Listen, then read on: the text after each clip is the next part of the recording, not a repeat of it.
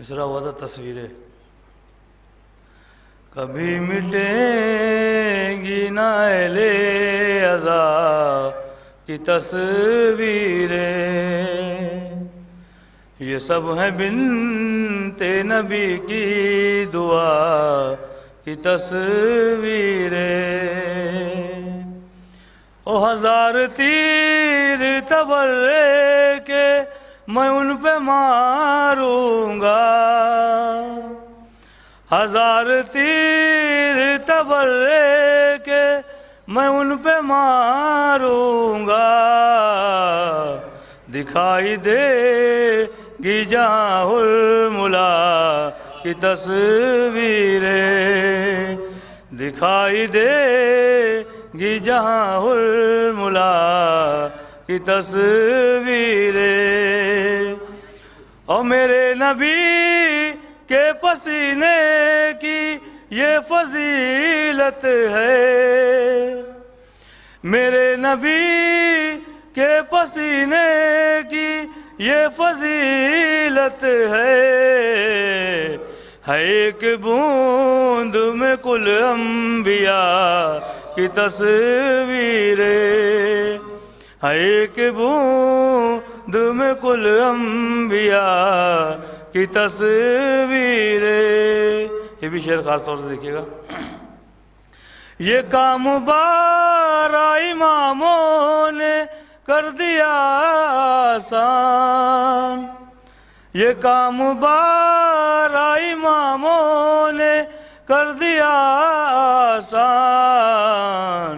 خدا نہیں ہیں مگر ہیں خدا کی تصویریں، خدا نہیں ہیں مگر ہیں خدا کی تصویریں. یہ بھی شعر خاص طور سے لکھنؤ کے لیے. کسی طرف سے کوئی لکھنؤ میں داخل ہو، کسی طرف سے کوئی لکھنؤ میں داخل ہو، دکھائی دے گی اسے کربلا کی تصویریں، دکھائی دے گی اسے کربلا کی تصویریں. نعرے صلوات. دو تین شعر اور پڑھ دیں تو پبلک بھی آ جائے تھوڑا سا. نعرے صلوات ایک اور دیجیے. غم شہ کے بادل جو چھائے ہوئے ہیں، غم شہ کے بادل جو چھائے ہوئے ہیں، وہ سب کربلا ہو کے آئے ہوئے ہیں. اور جو مجلس میں سرور کی آئے ہوئے ہیں. یہ بھی جب خاص طور سے دیکھیے گا آپ لوگ، یہ آپ لوگ کو کیسے آپ لوگ آئے ہیں اس کے لیے. جو مجلس میں سرور کی آئے ہوئے ہیں، جو مجلس میں سرور کی آئے ہوئے ہیں، وہ سب سیدہ کے بلائے ہوئے ہیں، وہ سب سیدہ کے بلائے ہوئے ہیں. اور وہی تو بنیں گے جہنم کا ایندھن، وہی تو بنیں گے جہنم کا ایندھن، جو گھر فاطمہ کا جلائے ہوئے ہیں، جو گھر فاطمہ کا جلائے ہوئے ہیں. اور وہ دیکھو وہ فتووں کی لاشیں پڑی ہیں، وہ دیکھو وہ فتووں کی لاشیں پڑی ہیں، عزادار دنیا پچھائے ہوئے ہیں، عزادار دنیا پچھائے ہوئے ہیں. اور نہیں یوں ہی قائم نظام زمانہ، نہیں یوں ہی قائم نظام زمانہ، امام زمانہ بچائے ہوئے ہیں، امام زمانہ بچائے ہوئے ہیں۔ نعرہ صلوات۔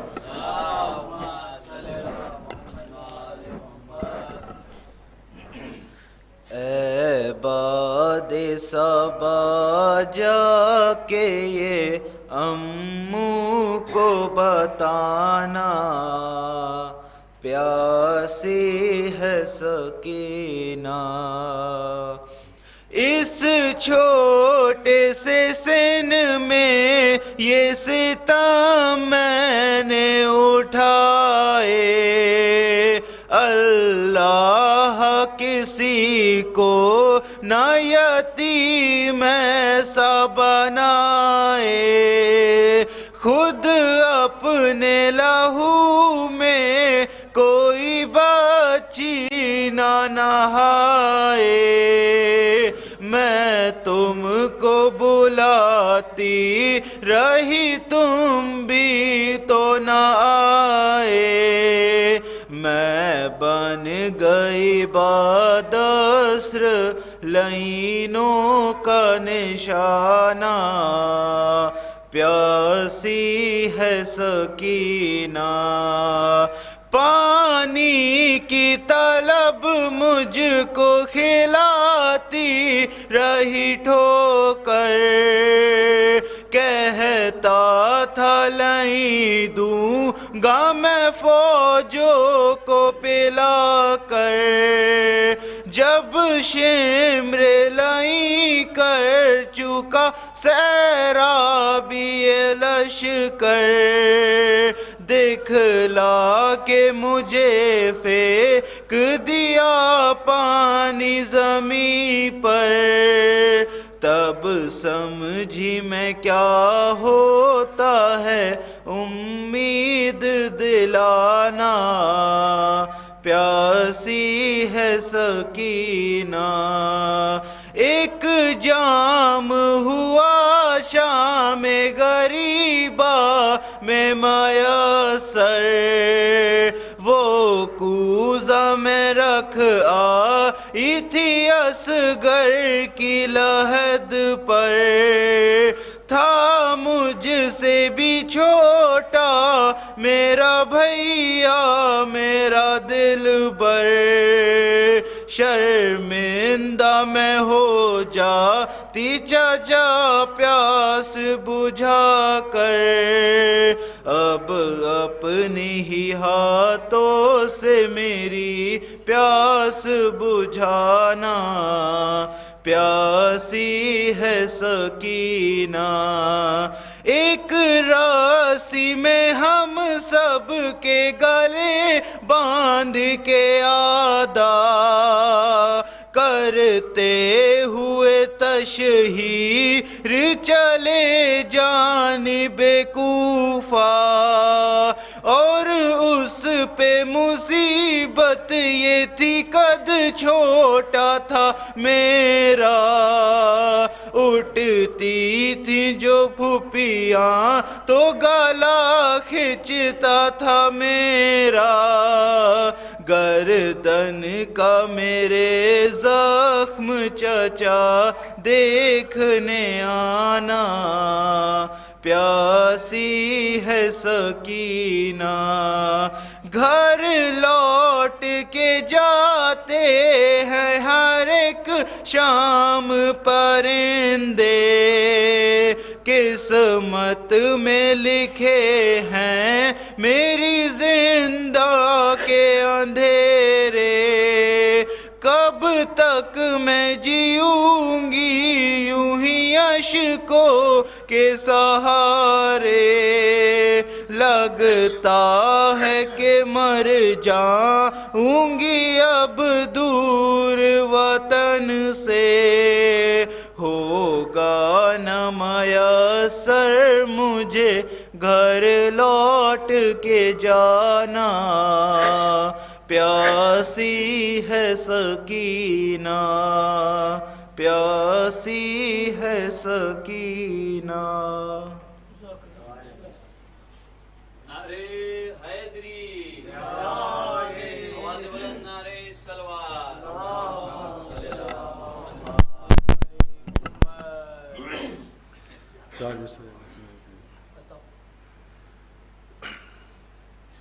مجلس میں ایسے بیٹھا ہوں مولائیوں کے بیچ، مجلس میں ایسے بیٹھا ہوں مولائیوں کے بیچ، بیٹھا ہوا ہوں جیسے سگے بھائیوں کے بیچ۔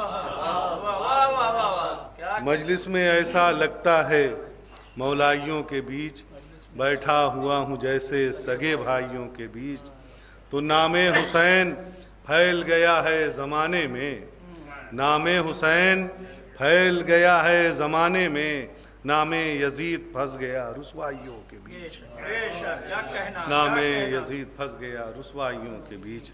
اور ایک مطلب ہوتی ہے ایک سلوات پڑھیں آپ ذرا اللہم صلی علی محمد و آل محمد کہ پاک دل پاک نسب چاہیے اس غم کے لیے، بے شک پاک دل پاک نسب چاہیے اس غم کے لیے، ہاتھ ہر شخص کا اٹھتا نہیں ماتم کے لیے، کیا کہنا، پاک دل پاک نسب چاہیے اس غم کے لیے، ہاتھ ہر شخص کا اٹھتا نہیں ماتم کے لیے، تو کاندھے مخصوص ہیں عباس کے پرچم کے لیے، کاندھے مخصوص ہیں عباس کے پرچم کے لیے، ہم کو اللہ نے بھیجا ہے محرم کے لیے، ہم کو اللہ نے بھیجا ہے محرم کے لیے، تو خلق و ایثار کے سانچے میں ہمیں ڈھالا ہے، خلق و ایثار کے سانچے میں ہمیں ڈھالا ہے، مجلس شہ نے ہمیں ماں کی طرح پالا ہے، مجلس شہ نے ہمیں ماں کی طرح پالا ہے، خلق و ایثار کے سانچے میں ہمیں ڈھالا ہے، مجلس شہ نے ہمیں ماں کی طرح پالا ہے۔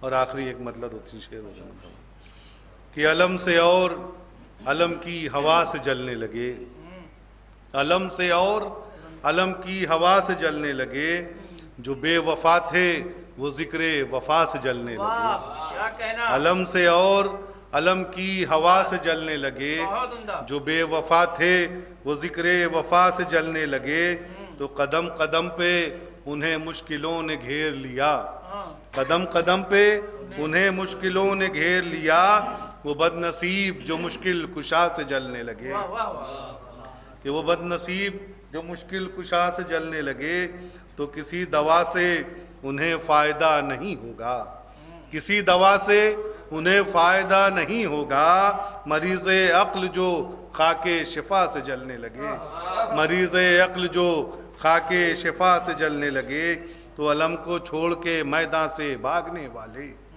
علم کو چھوڑ کے میدان سے بھاگنے والے، حسد کی آگ میں شیر خدا سے جلنے لگے، حسد کی آگ میں شیر خدا سے جلنے لگے۔ اور یہ آخری شعر کہ حسد کی آگ میں شیر خدا سے جلنے لگے، تو کہیں سنا تھا کہ پانی سے آگ لگتی ہے، کہیں سنا تھا کہ پانی سے آگ لگتی ہے، مگر یہ لوگ تو اشک عزا سے جلنے لگے، مگر یہ لوگ تو اشک عزا سے جلنے لگے۔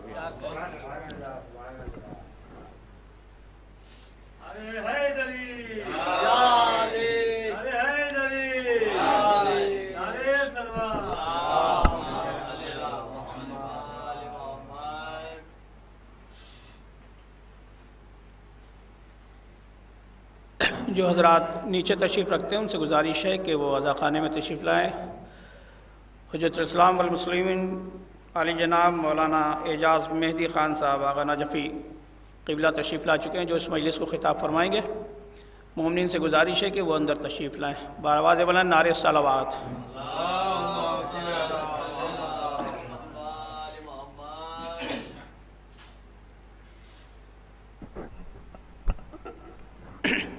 تمہیداً ایک مطلع اور دو شعر، تین شعر، اس کے بعد ایک نوحہ سماعت فرمائے بتا۔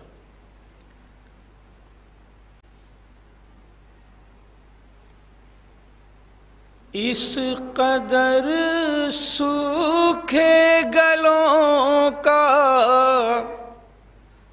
رن میں حملہ ہو گیا،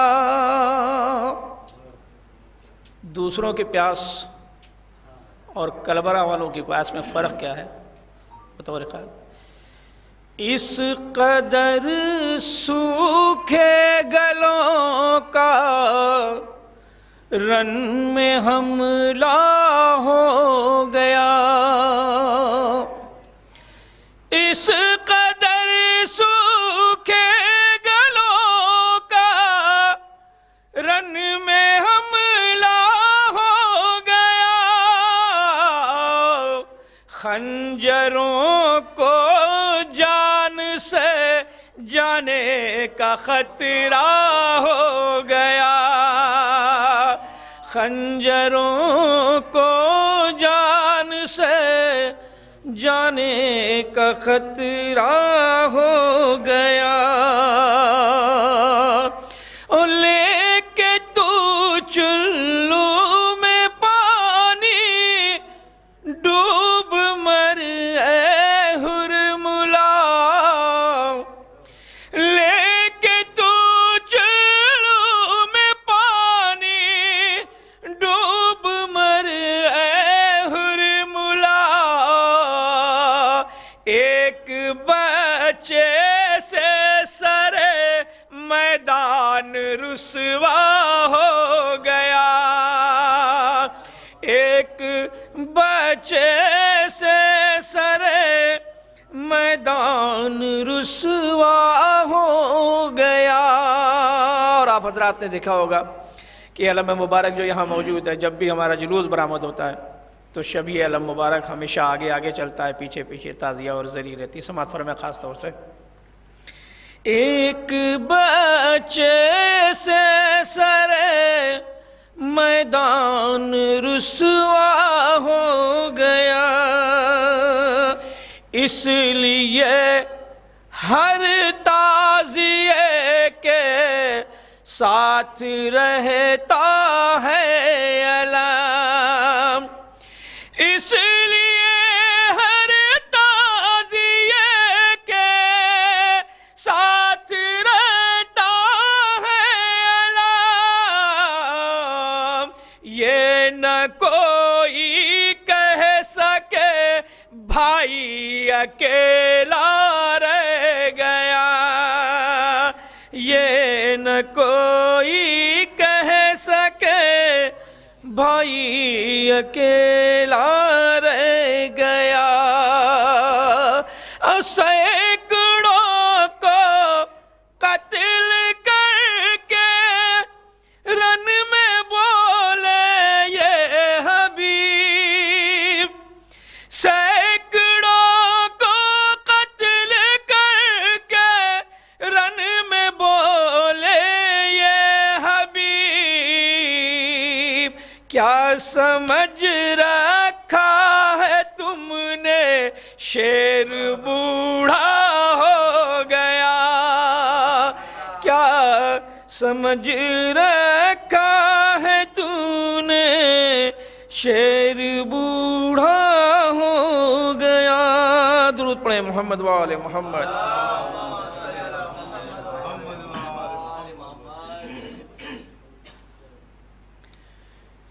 بی بی سکینہ کی شہادت کے حوالے سے چند بات بیان کرتا ہوں،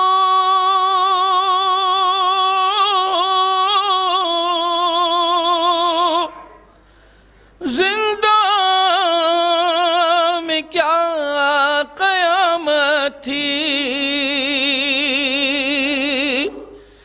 غریب بابا سے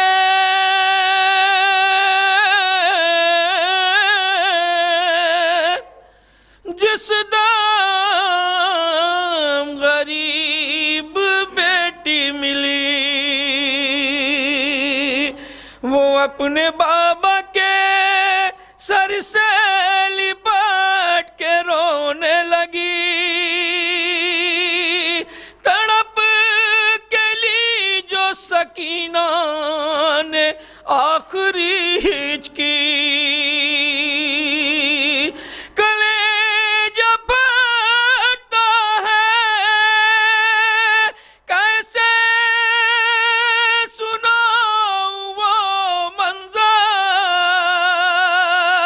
ارے رکھے تھے بیٹی نے رخسار باپ کے منہ پر، اندھیری قید میں پھر کیا ہوا سنو آگے، بہن کو دیکھا جو بابا کے سر سے لپٹے ہوئے، تڑپ کے بالی سکینہ کے پاس آ پہنچے، جو نبض دیکھی تو سجاد نے کہا رو کے، اٹھا رہی تھی جو غم سے وہ تھک گئی غم سے، پھوپھی ہماری سکینہ بچھڑ گئی ہم سے،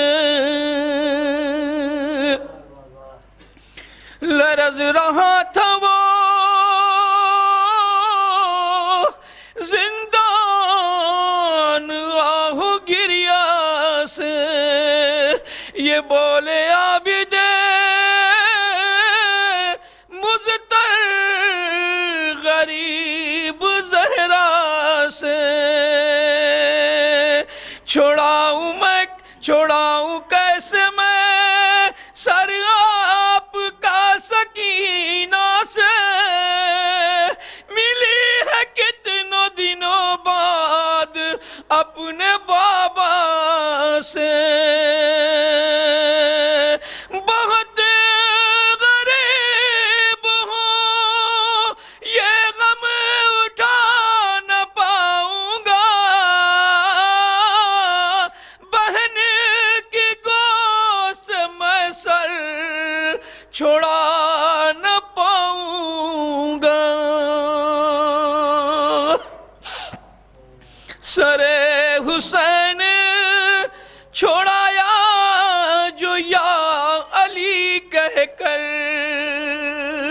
کہا سکینہ سے تم پر سلام اے خواہر، نہ جانے کتنے ہیں احسان آپ کے مجھ پر، یہ بھائی کیسے اتارے گا قبر کے اندر، یہ دیکھو جکڑا ہے زنجیر سے ہمارا بدن، تمہارا لاش نہ بھائی سے اٹھ سکے گا بہن، ستمگروں نے جو کربلا میں باندھی تھی،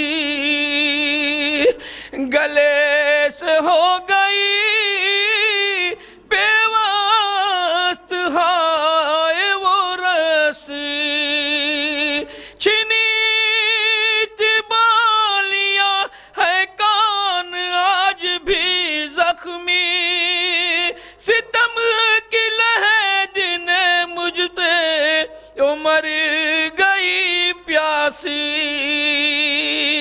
آیا ہے چہرے پہ اب تک نشان تماچوں کے، چھپاؤں کیسے گلا میں یہ نیل گالوں سے، کہاں یہ ثانیے زہران بیبیوں آؤ،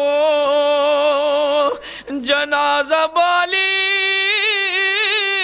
سکینہ کا ساتھ اٹھواؤ، جو اپنے بابا کو روتی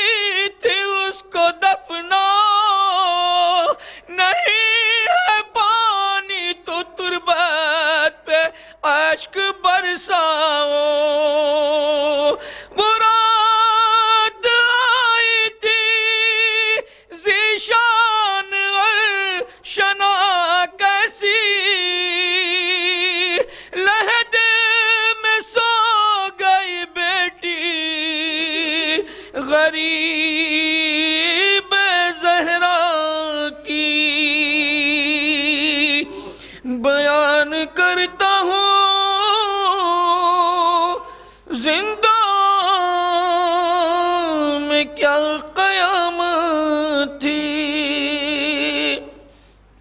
آپ حضرات سے التماس ہے کہ ایک مرتبہ سورہ حمد اور 3 مرتبہ سورہ قل اللہ کی تلاوت فرما کر اس خانوادے کے تمام مرحومین مومنین و مومنات اور اپنے تمام جملہ ارواح مومنین و مومنات کو بخش دیں۔ میں بصد احترام گزارش گزار ہوں علی جناب مولانا اعجاز مہدی خان آغا نجفی صاحب سے کہ تشریف لائیں اور رونق و فوز ممبر ہوں۔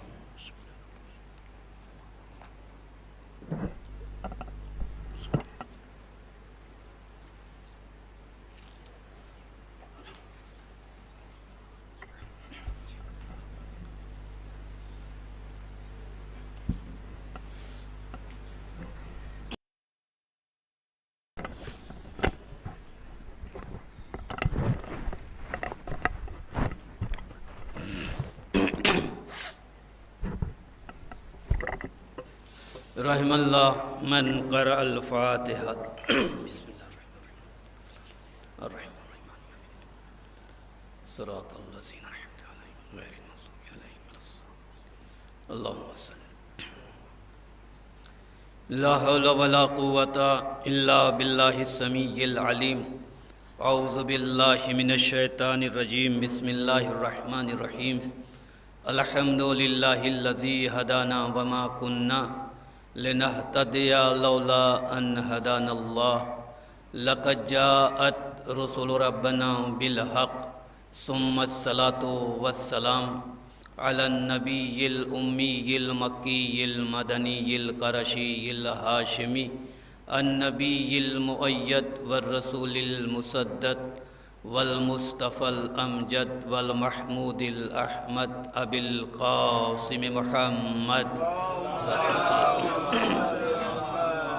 الصلاة والسلام على سيد المطهر والإمام المظفر والشجاع الغضنفر قاسم طوبى والسقر أبي شبير شبر قاتل مرحب أنتر فاتح سفين خيبر والد الريحانتين والمصلي القبلتين والتعين بالرمحين ردت له الشمس المرتين امام المشرقين سيد الكونين هادي الخافقين مولانا ومولى الثقلين أبي الحسنين الإمام بالحق والوصي المطلق قسیم جنت و نار مصداق قول رسول المختار لعوتین الرایتا غدا رجلا کرارا غیر فرار غالب کل غالب مطلوب لکل طالب امام المشارق والمغارب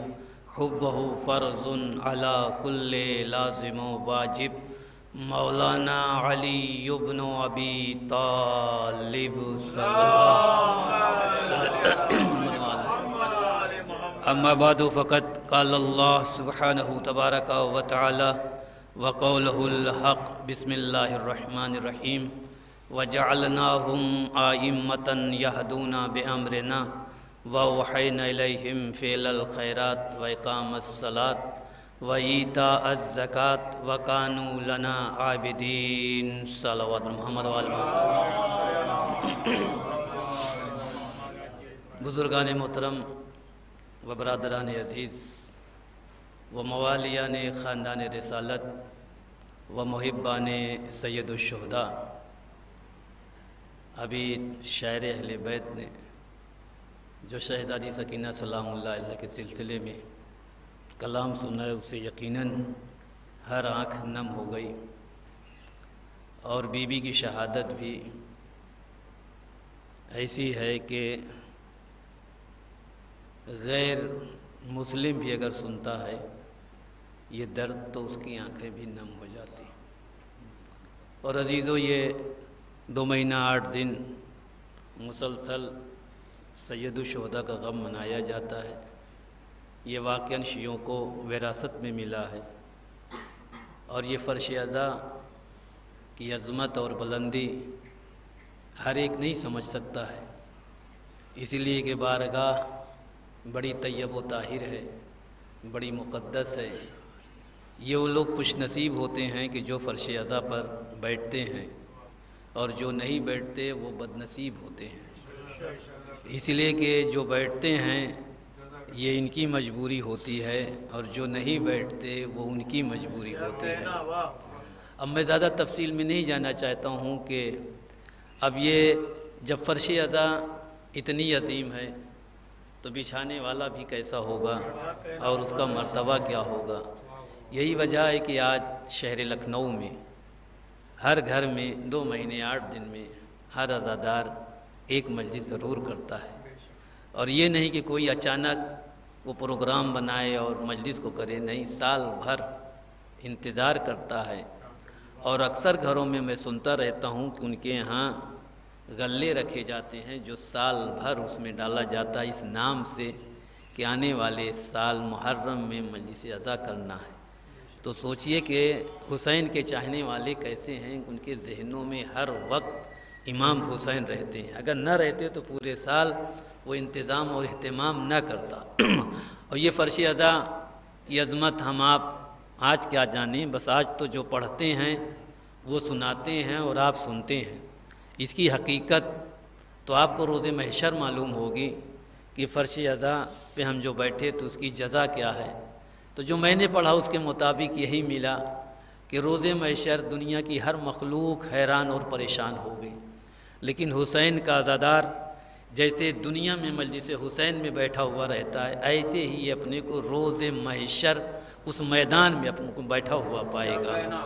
اور اس کے علاوہ عزیزو، یہ فرش عزا پہ بیٹھنے کی خواہش، تمنا، آرزو اس شخص کو بھی تھی کہ جو امام مظلوم کا سب سے محبوب تھا، جس کا نام حبیب ابن مظاہر تھا۔ ابھی ہم نے کچھ دن پہلے یہیں یاد سکینہ جو عزا خانہ اس میں کچھ باتیں میں نے پڑھی تھیں کہ حبیب ابن مظاہر بڑی عظیم شخصیت کے مالک ہیں، اور جب 5 سال کا سن تھا ان کا، یہ صرف تمہیداً میں 2-4 منٹ لے رہا ہوں تاکہ جو مومنین اور ادھر ادھر ہیں وہ بھی آ جائیں، یہاں پہ شریک ہو جائیں کہ 5 سال کے سن جب تھا تو اس وقت ان کے والد گرامی جناب مظاہر نے پیغمبر اسلام کی خدمت میں دعوت پیش کی تھی، یا نبی اللہ آپ میرے گھر تشریف لائیے۔ نبی نے قبول کیا تھا، ساتھ میں حبیب بھی تھے۔ تو حبیب نے اپنے بابا مظاہر سے کہا، بابا آپ نے رسول خدا کی تو دعوت کی لیکن میرے دوست حسین کی دعوت نہیں کی۔ تو جناب مظاہر نے رسول سے معذرت کی اور امام حسین کی بھی دعوت کی۔ اب حسین کی معرفت ایسی تھی حبیب کو کہ جب امام حسین چلتے تھے تو حبیب اس سن سے جو ہے امام کے قدموں کی خاک کو اٹھاتے تھے اور کبھی سر پہ ڈالتے تھے اور کبھی اپنی آنکھوں میں لگاتے تھے۔ یہ معرفت کی بات ہوتی ہے۔ اور دیکھیے عزیزو، یہ بھی ذہن میں رہے کہ معرفت کے لیے علم درکار نہیں ہے کہ آپ بہت بڑے عالم ہوں، متقی ہوں، پرہیزگار ہوں، پڑھے لکھے ہوں، علامہ ہوں، تبھی معرفت نہیں۔ معرفت کا کوئی پیمانہ نہیں ہے علم کا، کب کس کو کتنی معرفت ہو جائے کچھ پتہ نہیں ہوتا ہے۔ تو اب وہ 5 سال کے سن میں جب یہ دعوت ہوئی اور رسول اسلام اور امام حسین جب ان کے گھر کی طرف چلے تو جناب مظاہر نیچے جو ہے منتظر تھے کہ رسول آئیں اور بڑھ کر ہم استقبال کریں، اور حبیب اس قدر بے چین اور اشتیاق میں تھے حسین کے کہ وہ نیچے کے بجائے چھت پر چلے گئے کہ میں اپنے آقا حسین کو وہاں سے دیدار کروں گا، اور جیسے ہی دکھائی دیں گے ویسے میں دوڑ کر ان کا استقبال کروں گا۔ عالم خودی تھی، اور آگے کبھی پیچھے جا رہے تھے کہ اوپر سے گرے اور اس دنیا سے رخصت ہو جاتے ہیں۔ ادھر رسول اسلام اور امام حسین انگلی پکڑے ہوئے جب پہنچے تو جناب مظاہر نے بڑھ کر رسول کا استقبال کیا، لیکن امام حسین کی نظر حبیب کو تلاش کر رہی تھی۔ لیکن جب حبیب نہ دکھے تو جناب مظاہر سے امام نے فرمایا کہ چچا مظاہر میرا دوست دکھائی نہیں دیتا۔ تو جناب مظاہر کی آنکھوں میں اشک جاری ہو گیا۔ اب باپ کی بیٹے کی موت کی خبر کیسے دیں، اس لیے کہ اگر خبر دیتے ہیں تو دعوت میں رسول کی کہیں خلل نہ پڑ جائے، اس کو چھپانے کے لیے خاموش رہے، لیکن آنکھ کے آنسوؤں نے وہ درد کو ظاہر کیا، اور حسین نے بے چین ہو کر پوچھا، چچا یہ رونے کا سبب کیا ہے؟ کہا شہزادے یہ نہ پوچھو۔ امام حسین کی انگلی پکڑی اور پکڑے ہوئے اس حجرے میں لے کے گئے کہ جس حجرے میں حبیب کی چھوٹی سی میت کو لٹایا ہوا تھا اور اوپر چادر ڈالے ہوئے تھے۔ اشارہ کیا یہ ہے حبیب۔ بس اتنا کہنا تھا کہ ایک مرتبہ امام حسین نے غور سے دیکھا اور دیکھنے کے بعد آگے بڑھے اور حبیب کے سر سے چادر کو چہرے سے ہٹایا اور ہٹا کر بس اتنا کہا کہ حبیب تم نے مجھے دعوت دی اور دعوت دے کر تم چین کی نیند سو رہے ہو. بس اتنا کہنا تھا کہ حبیب اٹھ کے بیٹھ گئے اور کہا السلام علیکہ یا ابا عبداللہ. تو یہ امام مظلوم کی دی ہوئی زندگی ہے حبیب کی. اب یہ حبیب 57 برس کے ہیں. کربلا میں روز عاشورہ سن 61 ہجری 10 محرم کو 57 برس کے امام حسین بھی ہیں اور 57 ہی برس کے حبیب ابن مظاہر بھی ہیں. اب چونکہ میں یہ بات اس لیے کر رہا ہوں کہ فرش ازا کی عظمت کے سلسلے میں کہ حبیب ایک عالم ربانی کی خواب میں آئے تھے تو عالم ربانی نے سوال کیا تھا کہ حبیب اللہ نے آپ کو اتنا مرتبہ اتنا رتبہ دیا اور خصوصاً سید الشہداء نے آپ کو اتنا مرتبہ اور اتنی فضیلتیں نوازی، کیا اتنی فضیلتوں پر فائز ہونے کے بعد بھی ابھی بھی تمہارے اندر کوئی خواہش ہے؟ تو حبیب نے کہا تھا بے شک ایک خواہش ہے. توجہ کیجئے گا. تو جب تک حبیب کی عظمت اور ان کا منصب، ان کا وقار، ان کی شخصیت نہ سمجھ میں آئے تب تک اس خواہش کا مطلب کیا ہوتا ہے. تو 57 برس کے حبیب بھی ہیں، 57 برس کے امام حسین بھی ہیں. اور امام حسین علیہ السلام نے جناب حبیب کو رجل فقیہ کا خطاب دیا تھا. رجل فقیہ. اب رجل فقیہ کیا ہوتا ہے اس پر تھوڑی سی توجہ دیجیے گا. رجل فقیہ، رجل عربی میں مرد کو کہتے ہیں اور فقیہ اسے کہتے ہیں کہ جس کو 40 حدیث بالسند حفظ ہو اور اسی کے ساتھ ساتھ قرآن اور حدیث سے استنباط اور استدلال کر کے حکم ظاہری عطا فرمائے. یعنی جیسے آج ہمارے آپ کے علماء اور مراجع جن کی ہم آپ تقلید کرتے ہیں یہ فقیہ ہیں، یہ فقہاء ہیں. یہ جو ہے احکامات جو آپ کو دیتی ہیں یہ حکم ظاہری پر عمل کرنے کا قرآن اور حدیث سے استنباط کر کے آپ کو فتویٰ جاری کرتے ہیں کہ آپ کو اس طرح سے عمل کرنا ہے. تو یہ رجل فقیہ کا خطاب امام حسین نے دیا. اب یہ فقاہت جو آج چل رہی ہے یہ کب سے چل رہی ہے یہ بھی تو سوال ہوتا ہے. 337 ہجری ذہن میں رکھیے گا. 337 ہجری یہ امام کی غیبت کبریٰ کا زمانے کا آغاز ہے. 337 ہجری سے 337 ہجری سے پہلے جو ہے وہ غیبت صغریٰ کہی جاتی ہے. غیبت صغریٰ کیا ہے کہ جب امام جو ہے پردے میں ہے اور ان کے نائب یکے بعد دیگرے 4 نائب ہوئے، یعنی ایک جو ہے امام کے پیغام کو امت تک لاتا تھا اور امت کا پیغام امام تک لاتا تھا. جب پہلا نائب اس دنیا سے رخصت ہوا تو دوسرے نائب کو منتخب کیا، پھر تیسرے کو، پھر چوتھے کو. یہ چوتھے نائب کا انتقال جب 337 ہجری میں ہو گیا تو اب سوال ہوا کہ اب کون ہوگا نائب. امام نے کہا کوئی نائب نہیں ہوگا بلکہ اب جو شرعی مسائل ہیں وہ سب ہمارے علماء دیکھیں گے. توجہ کیجئے، علماء دیکھیں گے. یعنی وہیں سے غیبت کبریٰ شروع ہو رہا ہے. تو اب اس وقت سے 337 ہجری سے لے کے آج تک ہزاروں علماء ہوئے، پیدا ہوئے، فقہا ہوئے، لیکن کسی کو کسی معصوم نے، کسی نبی نے یا کسی امام نے فقیہ نہیں کہا. دنیا میں واحد ذات حبیب ابن مظاہر ہے کہ جن کو امام حسین نے رجل فقیہ کا خطاب دیا ہے. اب جب رجل فقیہ کہا تو بھائی فقیہ کا مطلب ہے احکامات کو جاری کرے. تو آیا جناب حبیب نے بھی کوئی حکم ایسا جاری کیا کہ جس کا خطاب امام نے دیا ہو، فقیہ کہا ہو؟ تو دیا امام جناب حبیب نے. یہ ہمارے اور آپ سمجھنے کے اوپر ہے. روز عاشورہ جس وقت امام ظہرین کی نماز تھی 2 رکعت، چونکہ جنگ کے دوران جو ہے وہ 2 رکعت ہو جاتی ہے، تو اس وقت جس وقت ہمارے امام نماز پڑھ رہے تھے سعید و زہیر یہ جو ہے تیروں کی بارش ہو رہی تھی، تیروں کو روک رہے تھے. ایسے عالم میں، ایسے حالات میں حبیب نے کہا اب میں جنگ کرنے جا رہا ہوں اور نماز رسول کے پیچھے پڑھوں گا. یہ کہہ کے حبیب اٹھے تو حبیب نے ایک حکم جاری کر دیا کہ جیسے امام وقت کے پیچھے نماز پڑھنا ہے ایسے ہی امام کی محبت میں جہاد کرنا ہوتا ہے. ایک صلوات پڑھیں محمد وال.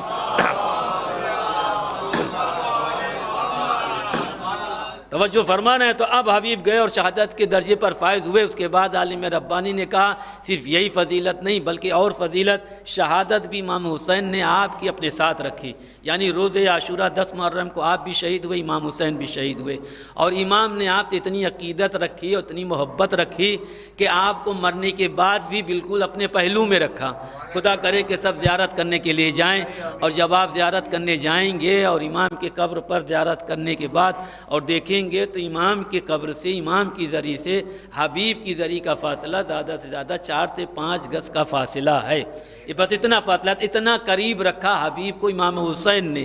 اور وہیں پر ایک بات اور کہتا چلوں کہ جب زیارت کرنے جائیے گا تو جب امام حسین علیہ السلام کی زیارت سے فارغ ہو جائیے گا تو حبیب کی قبر پہ جائیے گا، حبیب کی مزار کے پاس کھڑے ہوئیے، ان کی مزار کی زری کو پکڑیے اور پکڑ کر ان کو واسطہ دیجیے، مانگیے دعا، اور ایسے براہ راست نہیں بلکہ وسیلہ بنائیے گا کربلا کے شہیدوں کا کہ اے حبیب تمہیں واسطہ دیتا ہوں علی اکبر کے سینے پر برچھی کا، اے علی اکبر اے حبیب تمہیں وسیلہ دیتا ہوں علی اصغر کے گلے پر تیر کا، اے حبیب تمہیں وسیلہ دیتا ہوں میں امام حسین علیہ السلام کی شہادت کا، اے حبیب میں تمہیں واسطہ دیتا ہوں جناب زینب کی بیردائی کا، اے حبیب میں تمہیں واسطہ دیتا ہوں بی بی سکینہ کی پیاس کا، تمہیں واسطہ دیتا ہوں مولا عباس کے دونوں کٹے ہوئے بازوؤں کا۔ یہ وسیلہ دے کے کہیے گا کہ جیسے اس مرتبہ ہم کو زیارت امام کے لیے طلب کیا ہے، ایسے آنے والے سال پھر مجھ کو بلائیے گا، تو وہاں پر یہ دعا قبول ہوتی ہے۔ اب جیسے یہ دعا قبول ہوتی ہے، ایسے ہی جب آپ زیارت کرنے جائیے، اور جب زیارت کرنے جائیے گا تو براہ راست امام حسین کے حرم میں نہ چلے جائیے گا، پہلے مولا عباس کے حرم میں جائیے گا، اس لیے کہ مولا عباس وہاں کے میزبان ہیں۔ جب عباس کے ہاں جائیں گے تو مولا عباس آپ کو حسین تک لے آئیں گے۔ دیکھیے یہ کربلا کی میزبانی مولا ابوالفضل عباس کے ہاتھ میں ہے۔ یہی وجہ ہے کہ آج کروڑوں زائر حسین کے جاتے ہیں، یہ چل رہی ہے مشی، خدا کرے سب کو نصیب ہو، بڑا اجر ہے عزیز ہو اس کے لیے۔ مطلب میں زائروں کے لیے کیا کہوں، جو میں نے پڑھا اپنے علم کے مطابق بتا رہا ہوں کہ جب زائر اپنے گھر سے قدم نکالتا ہے تو اس کے نامہ اعمال سے 70,000 نیکیاں اس کے نامہ اعمال میں لکھی جاتی ہیں، اور 70,000 برائیاں اس کے نامہ اعمال سے ہٹائی جاتی ہیں۔ یہ ظاہر کہ ہر قدم کی فضیلت بتا رہا ہوں، اور جب کربلا تک پہنچتا ہے تو یہ اتنا پاک و صاف ہوتا ہے، اتنا طیب و طاہر ہوتا ہے کہ جیسے ابھی کوئی بچہ دنیا میں پیدا ہوا ہو اور اس سے کوئی گناہ نہ سرزد ہوا۔ تو جب اتنا پاک صاف انسان ہوتا ہے تب حرم امام حسین میں داخل ہونے کے قابل بنتا ہے۔ ایک صلوات پڑھیں محمد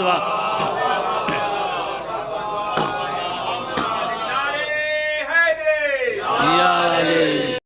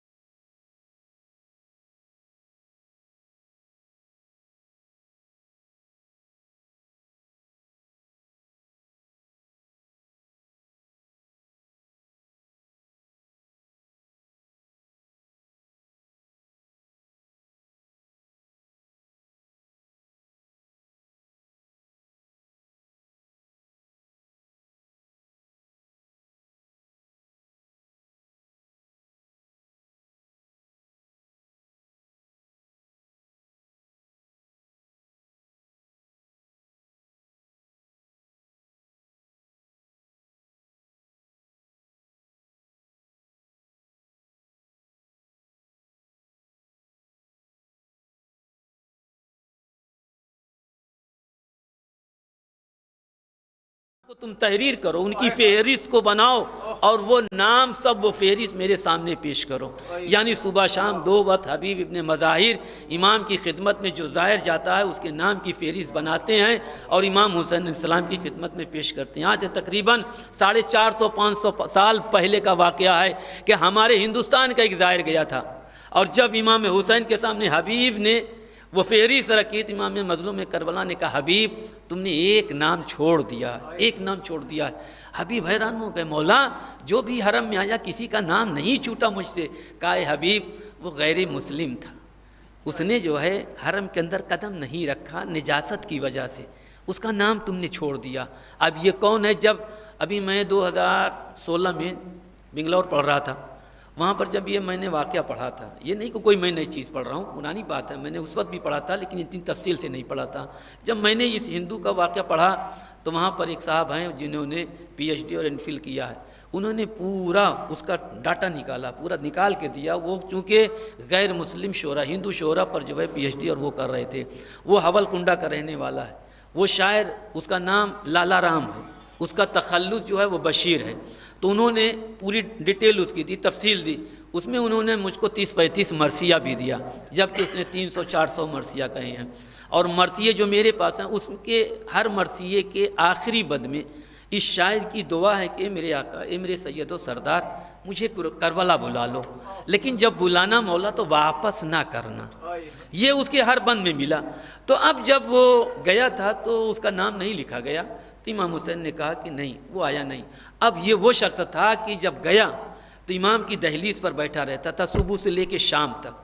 اب جب کوئی انسان مسلسل بیٹھا رہے گا اور لوگ گزریں گے، دیکھیں گے، اور جو ظاہر جاتا تھا وہی دیکھ رہا ہے کہ بار بار کہ صبح سے شام تک یہ بیٹھا ہوا ہے، تو ایک اشتیاق پیدا ہو۔ تو لوگوں نے معلوم کرنا چاہا کہ یہ کون ہے، لیکن کسی کو بتایا نہیں۔ یہ خبر نجف اشرف تک پہنچ گئی۔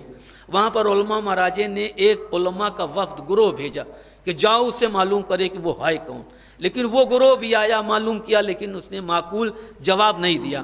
پھر کچھ دنوں کے بعد نجف کے علماء نے ہمارے ایک وفد علماء کا اور بھیجا اور ان کو حکم دیا کہ جاؤ اور اس سے کہو کہ یا تو وہ حرم کے اندر داخل ہو یا وہاں نہ بیٹھے، اس لیے کہ میرے امام کی وہ توہین کر رہا ہے۔ جب یہ حکم دے کے بھیجا اور وہ علماء آئے اور اس کو بتایا کہ دیکھو جب تم بتاتے نہیں اپنی تفصیل تو اب یہ ہمارے علماء کا حکم ہے کہ یا تو تم یہاں بیٹھو نہیں اور یا اندر داخل ہو، اس سے میرے امام کی توہین ہو رہی ہے۔ بس اتنا کہنا تھا کہ وہ اٹھا، آنکھوں سے اشک جاری ہو رہا تھا اور کہا اے میرے سید و سردار، آپ کو معلوم ہے کہ میں غیر مسلم ہوں، نجس ہوں، نجاست کی وجہ سے میں اندر نہیں آ رہا ہوں، اور اے میرے مولا آپ کے علماء کا حکم ہے کہ میں اندر جاؤں یا نہ بیٹھوں، لہذا مولا میری روح کو یہیں پر قبض کر لیجئے۔ بس وہ صرف قدم بڑھایا تھا، وہیں گرا، مر گیا تھا۔ تو یہ اس شاعر کا ہے کہ جس کو حبیب کے لیے کہہ رہے ہیں امام کہ اس کا نام تم نے چھوڑ دیا، لکھو۔ تو سوچو کہ میرا امام کتنا کریم ہے کہ غیر مسلم بھی جو ہے یاد کرتا ہے، تو میرا امام بلاتا بھی ہے مگر واپس نہیں کرتا ہے۔ ایک صلوات پڑھیں محمد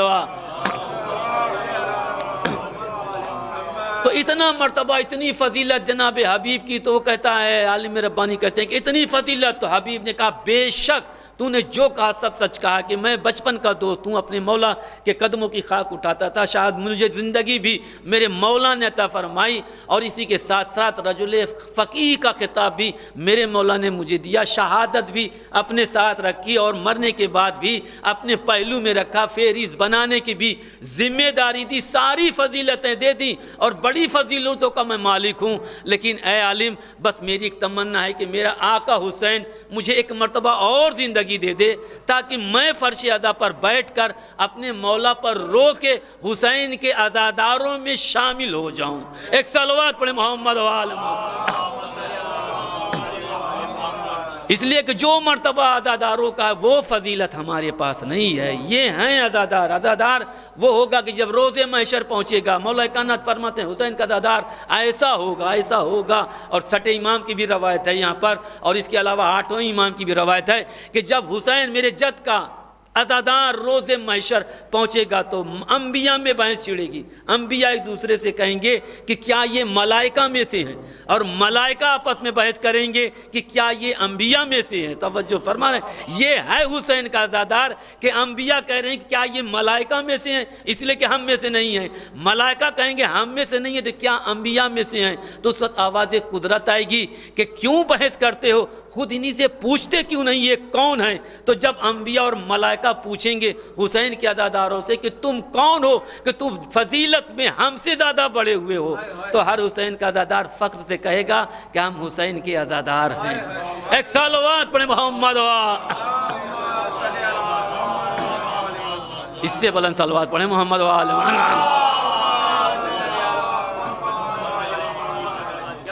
قبدیدان محترم، میں نے اسی امامت کے موضوع پر مسلسل میں مجلس پڑھتا ہوں، اور کوشش یہی رہتی ہے کہ کم سے کم ہمارے عزادار کو، امام کے عزادار کو ایک آیت تو ذہن میں رہے امامت کے سلسلے میں۔ یہ قرآن مجید کا 21واں سورہ ہے، سورہ انبیاء، اور اس کی 73ویں آیت آپ کے سامنے پیش کی ہے کہ جس میں ارشاد باری اقدس ہو رہا ہے کہ وَجَعَلْنَاهُمْ أَئِمَّةً يَهْدُونَ بِأَمْرِنَا، کہ اللہ کہہ رہا ہے جب بھی جس زمانے میں جس دور میں امام بنے گا، امام بنانا، آپ آ جائیے، ہے اندر جگہ، آ جائیے، اس طرح نہیں، مطلب محمد وآل محمد بر حبیب خدا ختم انبیاء بآواز بلند صلوات اللہم صلی اللہ محمد وآلہ۔ تو ارشاد ہوا ہے کہ جب بھی جس زمانے میں اللہ کہہ رہا ہے امام بنے گا، امام بنانا ہمارا کام ہے، اور ہم جس کو امام بناتے ہیں یہدونا بامرنا، وہ ہمارے امر سے، ہمارے حکم سے، ہماری مرضی سے، ہماری مشیت سے، ہمارے ارادے سے ہدایت کرتا ہے اور ہدایت کرتا رہے گا۔ وَأَوْحَيْنَا إِلَيْهِمْ فِعْلَ الْخَيْرَاتِ، اور امام کی شان یہ ہے کہ اس پر ہم عمل خیر کی مسلسل وہی کرتے رہتے ہیں۔ وَإِقَامَ الصَّلَاةِ وَإِيتَاءَ الزَّكَاةِ، اور امام کی ذمہ داری یہ ہے کہ وہ نماز کو زندگی عطا کرتا ہے اور زکوٰۃ کو حیات بخشتا ہے۔ وَكَانُوا لَنَا عَابِدِينَ، اور امام کی علامت، امام کی پہچان، امام کی شناخت یہ ہے کہ وہ کبھی بھی اللہ کے علاوہ کسی اور کے سامنے سجدہ نہیں کرتا۔ جب بھی وہ سجدہ کرتا ہے تو اللہ کہہ رہا ہماری بارگاہ میں، جب بھی وہ پیشانی کو خم کرتا ہے تو ہمارے دربار میں، جب اپنا سر جھکاتا ہے تو اللہ کہہ رہا ہمارے حضور میں۔ تو سوچئے اللہ بتانا چاہتا ہے کہ دیکھو جو غیر اللہ کے سامنے سجدہ کرتے ہوئے ملے اسے اپنا امام نہ ماننا، بلکہ بس امام اسی کو ماننا کہ جو ہمارے علاوہ کسی اور کے سامنے سجدہ نہ کرے۔ تو ہر قوم نے، ہر ملت نے اپنا اپنا امام، رہبر، ہادی، پیشوا، قائد بنایا، لیکن کوئی مذہب، کوئی قوم ایسی نہیں کہ جو دعویٰ کر سکے کہ صاحب ہمارا رہبر، ہمارا امام، ہمارا پیشوا، ہمارا خلیفہ ایسا ہے کہ جس نے کبھی بھی اللہ کے علاوہ اور کسی کے سامنے سجدہ نہیں کیا۔ یعنی یہ دعویٰ صرف شیعہ قوم کر سکتی ہے کہ اللہ نے ہم کو ایک نہیں 14 ایسے عطا فرمائے ہیں کہ جنہوں نے اللہ کے علاوہ کسی غیر کے سامنے سجدہ نہیں کیا۔ تو جب ہم کو ایسے امام ملے، ایسے ہادی ملے، ایسے پیشوا ملے، ایسے رہبر ملے، تو ہمیں بھی کیسا ہونا چاہیے؟ ہمارا بھی کردار، ہمارا کریکٹر، ہمارا کلچر، ہماری تہذیب، ہمارا علم انہی سے ملنا، انہی جیسا ہونا چاہیے کہ دنیا رشک کرے ہم کو دیکھ کر اور سوال کرے کہ یہ کون لوگ ہیں، تو ہم فخر سے کہیں کہ ہم کس کے چاہنے والے ہیں۔ اور واقعہ نا شیعہ قوم خدا کی قسم فخر کرتی ہے اس بات پر کہ جب یہ امام حسین کے نام پر جلوس لے کے روڈ پر نکلتے ہیں تو دنیا پوچھتی ہے یہ کون لوگ ہیں، تو ہم فخر سے کہتے ہیں ہم حسین کے عزادار ہیں۔ ایک صلوات پڑھیں محمد تب عزیزان محترم سوچے کہ امام کتنا اہم ہوتا ہے، کہ امام کا کوئی عمل، کوئی کام، کوئی فعل ایسا نہیں کہ جو بغیر وحی الہی کے ہو۔ حد یہ ہے کہ امام کا گھر بھی اگر بنتا ہے تو وحی الہی کے مطابق بنتا ہے، اور وہ بھی انسانوں کی امام کی بات نہیں، کائنات کی امام کی بات نہیں، شہد کی مکھیوں کا امام، یاسوب جس کو کہتے ہیں۔ مولا کائنات کا بھی ایک لقب ہے یاسوب الدین، توجہ کیجئے گا۔ تو یہ شہد کی مکھیوں کا جو امام ہے اس کا نام ہے یاسوب، اس کا بھی گھر اگر بنتا ہے تو وہی کے مطابق، اس لیے قرآن میں اللہ کہہ رہا ہے کہ وَأَوْحَىٰ رَبُّكَ إِلَى النَّحْلِ، کہ اے میرے حبیب ہم نے شہد کی مکھیوں پر وحی کی۔ کس بات کی وحی کی؟ أَنِ اتَّخَذِ مِنَ الجِّبَالِ بِيُوتًا وَمِنَ الشَّجَرِ وَمِمَّا يَعْرِشُونَ، کہ اے شہد کی مکھیوں امام رہے گا اس کا جو گھر بناؤ تو درختوں پر بناؤ، پہاڑوں پر بناؤ، اونچی اونچی منڈیروں پر بناؤ، اس لیے کہ امام رہے گا۔ یعنی اللہ بتانا چاہتا ہے کہ امام پستی میں نہیں رہتا، امام بلندی پر رہتا ہے۔ بھائی غور کریں، امام ہمیشہ بلندی پر رہتا ہے، لہذا شہد کی مکھیوں کے امام کی بات کر رہا ہوں، ہم آپ کے اور اپنے امام کی بات نہیں، انسانوں کی امام کی بات نہیں، کائنات کے امام کی نہیں، شہد کی مکھیوں کے امام کے لیے جو گھر بننا ہے وحی الہی کے مطابق، کہ شہد کی مکھیوں درختوں پہ بناؤ، پہاڑوں پر بناؤ، اونچی اونچی منڈیرے پر بناؤ۔ یہی وجہ ہے کہ شہد کی مکھی کبھی بھی آپ کو نجاست پر بیٹھی نہیں ملے گی. جب بھی بیٹھتی ہے تو طہارت پر بیٹھتی ہے, جب بھی بیٹھتی ہے تو کلیوں پر بیٹھتی ہے, جب بیٹھتی ہے پھولوں پر بیٹھتی ہے, جب بیٹھتی ہے گلستانوں میں بیٹھتی ہے. یعنی یہ شہد کی مکھی کا کمال ہے کہ جب بھی ملے گی پھولوں پر, کلیوں پر, گنچوں میں, گلستانوں میں, باغوں میں.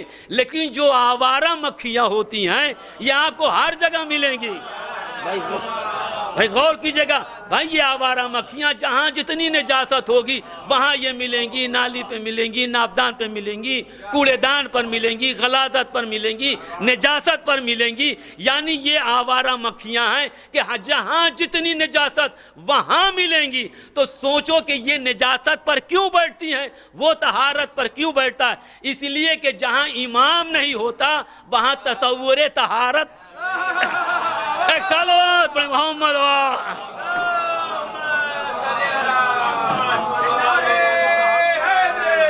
یا علی اللہم صلی اللہ محمد. تو بھائی سوچیں, غور کریں کہ جب اللہ امام کے سلسلے میں اتنی احتیاط برت رہا ہے کہ شہد کی مکھیوں کے امام کی بات کر رہا ہے, تو گھر کہاں کرا, بلندی پر بناؤ. اور چونکہ امام وہاں ہے لہذا ہر طرف. اچھا ایک خاص بات اور ہے, یہ جائیے پڑھیے تھوڑی سی ہسٹری, قرآن میں بھی ہے, قرآن کے علاوہ بھی ہے, کہ اگر کوئی مکھی کبھی بھی اتفاق سے سہون اگر وہ نجاست پر بیٹھ کر پہنچتی ہے چھتے تک, تو یعقوب اس کو داخل ہونے سے پہلے مار دیتا ہے. کیوں؟ اس لیے کہ اگر بیٹھ جائے گی تو پورا چھتا نجس ہو جائے گا. غور کیجئے گا, یعنی اتنا اہم ہے امام جب شہد کی مکھیوں کا کہ نجاست کو قریب نہیں آنے دیتا, تو پھر کائنات کا جو امام ہوگا اس کا کیا علم ہوگا, کتنا طاہر ہوگا, کتنا پاک و پاکیزہ ہوگا. تو اللہ کہہ رہا کہ ہم جس کے سر پر مسند امامت رکھتے ہیں, مسند امامت پر بٹھاتے ہیں, جس کے سر پر اللہ تاج امامت رکھتا ہے, جس کو جو ہے جلوہ امامت عطا کرتا ہے, تو اللہ نے یہ تو نہیں بتایا کہ ہم امام کہاں سے بنائیں گے, ہم امام کہاں سے بنائیں گے. یہ نہیں بیان کیا اللہ نے کہ ہم شہر لکھنؤ سے امام بنائیں گے, ہم ہندوستان سے امام بنائیں گے, ہم پاکستان سے امام بنائیں گے, عرب سے امام بنائیں گے, عجم سے امام بنائیں گے, یورپ سے امام بنائیں گے. بھائی کہیں کا تو نام لیتا کہ ہم امام بنا تو رہے ہیں مگر کہاں سے بنائیں گے. میں کہوں گا معبود میں تو انسان ہوں, سوچتا ہوں, غور کرتا ہوں کہ تو کہاں سے امام بنائے گا, لیکن تو نے امام کے بارے میں نہیں بتایا کہ کہاں سے امام بنائیں گے. نہ تو نے شہر کا نام لیا, نہ کسی ملک کا نام لیا, نہ کسی خاندان کا نام لیا. اگر تو عرب سے بھی بناتا تو 40 قبیلے تھے عرب میں, 40 خاندان تھے, کسی ایک خاندان کا نام لیتا, لیکن اللہ نے خاندان کا بھی نام نہیں لیا. بس امام کے مسئلے پر ایک کوٹ ورڈ رکھا ہے, وَجَعَلْنَاهُمْ. اللہ کہہ رہا ہم جو ہیں ان کو امام بنائیں گے. یہ ہم کے جو افراد ہوں گے ان کو ہم امام بنائیں گے. اب یہ ہم کے افراد معلوم ہی نہ پڑتے, پتہ ہی نہ چلتا. ایک دن ایک گھر میں چادر کے نیچے یہ ہم کے افراد آئے. بھائی اب اتنا تو سنتے رہتے ہیں, غور کیجئے گا. یہ ہم کے افراد ایک دن ایک گھر میں ایک چادر کے نیچے آئے, تو انسانوں کے بس کی بات چھوڑیے, فرشتوں کی سمجھ میں نہ آیا. اور جب نہ سمجھ میں آیا تو سید الملائکہ بارگاہ قدرت میں پہنچا اور ڈرتے ہوئے پوچھا, یا رب ومن تحت الکسا, کہ میرے پروردگار یہ چادر کے نیچے کون ہے؟ تو آواز قدرت آئی کہ ہم. توجہ بھائی, وہیں سے تو آغاز ہو رہا ہے, ہم فاطمہ ابوہا و بالوہا و بنو. ایک صلوات پڑھیں محمد.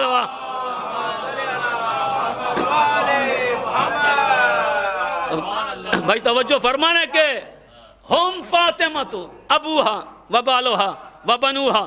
بی بی زہرا ہیں, ان کے بابا ہیں, ان کے شوہر ہیں اور ان کے بیٹے ہیں. بھائی اگر تعارف کرایا جا رہا ہے ہم کے افراد کا کہ جو امام ہیں, امام کا تعارف ہو رہا ہے, میں کہوں گا ہے میرے پروردگار, تعارف اور پروٹوکول یا جو ہے انٹروڈکشن جسے کہا جائے, یہ جو ہوتا ہے ہمارے یہاں, ہمارے کلچر میں, ہماری تہذیب میں, انسانیت میں, بشریت میں, تو ہم کو تو یہی ملا کہ اگر ہم کسی خاندان کا, اپنے خاندان کا مثلا تعارف کرا رہے ہیں, انٹروڈکشن کرا رہے ہیں, تو میرے خاندان کا جو سب سے بزرگ ہوگا ہم اس کے ذریعے کرائیں گے. ہمارے شہر کا تعارف کا مسئلہ ہے تو میرے شہر کا جو سب سے بزرگ ہوگا، جو عظیم ہے، اس کے ذریعے کرائیں گے۔ ہم اپنے ملک کا تعارف کرانا ہوگا تو جو ملک کا سب سے بڑا عظیم اہم ہوگا ہم اس کے ذریعے تعارف کرائیں گے۔ تو پلنے والے ہمارا اصول تو یہ ہے، ہماری تہذیب تو یہ ہے، ہمارا کلچر تو یہ ہے کہ جو ہمارے ہاں سب سے بزرگ ہوتا ہے، سب سے عظیم ہوتا ہے، ہم اس کے ذریعے تعارف کراتے ہیں۔ لیکن اگر تجھے جو تو تعارف کرا رہا ہے تو کہہ رہا ہے کہ زہرا ہیں، زہرا کے بابا ہیں، زہرا کے شوہر ہیں، زہرا کے بیٹے ہیں، اگر تعارف کرا رہا کوئی امامت بھی چھوٹا موٹا منصب نہیں ہے تو جو کائنات کا سب سے بڑا انسان اس کے ذریعے تعارف کراتا۔ اور ایسا نہیں کہ چادر میں وہ نہیں ہے، وہ چادر میں بھی ہے۔ بھائی محمد سے بڑا کون ہے کہ جس کے صدقے میں اللہ نے پوری کائنات کو خلق کیا؟ تو محمد بھی چادر میں ہے، تو تجھے کہنا تھا کہ محمد ہیں، محمد کی بیٹی ہے، محمد کے داماد ہیں، محمد کے نواسے ہیں، یعنی محمد کے رشتہ داروں میں تجھے امامت رکھنا تھا۔ اللہ نے کہا نہیں، ہم زہرا کے رشتہ داروں میں امامت رکھیں گے۔ پلنے والے کیوں؟ کہا اگر میں نے محمد کے رشتہ داروں میں امامت رکھ دی تو محمد کے سارے سسرالی امام بن جائیں گے۔ ایک سالوت پڑھیں محمد، ایک اور سالوات پڑھیں محمد۔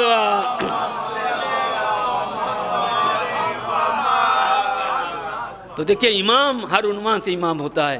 اور ایک چیز اور بتاتا چلوں، دیکھیے عزیزو، کبھی یہ تصور میں نہ آئے کہ صاحب امام جوان ہوگا تبھی امام ہوگا اور صاحب اختیار ہوگا، نہیں۔